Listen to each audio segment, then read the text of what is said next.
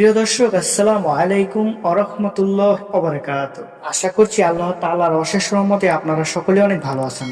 প্রিয় দর্শক, অনেক ভাইরে আমার কাছে একটি বিষয় প্রশ্ন করেছেন আজকে, এবং অনেকে জানতে চেয়েছেন যে মোহতারাম, আপনি কি জানেন যে আজকে নাকি মিজানুর রহমান আজহারী দেশে এসে পড়েছে? আমরা অনেকের কাছ থেকে শুনতেছি যে মিজানুর রহমান আল আজহারী নাকি দেশে এসে পড়েছে। তো এই কথাটা কি আসলে সঠিক? আসলে কি মিজানুর রহমান আজহারী কনফার্ম করেছে যে উনি দেশে চলে এসেছেন? যদি এই বিষয়ে আমাদেরকে বিস্তারিত জানাতেন তাহলে অনেক উপকার হতো। তো ধন্যবাদ প্রিয় ভাই, আপনি অত্যন্ত গুরুত্বপূর্ণ প্রশ্ন করেছেন। আগে একবার গুঞ্জন শোনা গিয়েছিল যে মিজানুর রহমান আল আজহারী নাকি দেশে এসেছে, কিন্তু তারপর দেখা গিয়েছে যে মিজানুর রহমান আল আজহারী দেশে আসেনি, উনি মালয়েশিয়াতেই রয়েছেন। কিন্তু এখন যেটা ঘটেছে সেটা আসলে সত্যি ঘটেছে।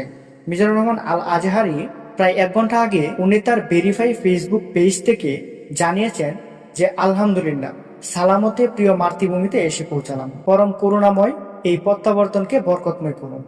দোয়ার বিনোদন। মিজানুর রহমান আজহারী 1 ঘন্টা আগে তার ফেসবুক পেজ থেকে এই নিউজটি উনি পোস্ট করেছেন, এবং উনি জানিয়েছেন যে উনি ওনার মাতৃভূমি বাংলাদেশে এসে সহি সালামতে পৌঁছেছেন, এবং আমাদের দেশবাসী এবং সকলের কাছে দোয়া চেয়েছেন যেন তার প্রত্যাবর্তন বরকতময় হয়। তো প্রিয় ভাই, আগে আপনারা শুনেছিলেন যে মিজানুর রহমান আল আজহারী দেশে এসেছে, কিন্তু এই নিউজটি সঠিক ছিল না। কিন্তু এখন আপনারা যেটা শুনছেন যে মিজানুর রহমান আল আজহারী দেশে এসেছে, এই কথাটি আসলেই সঠিক।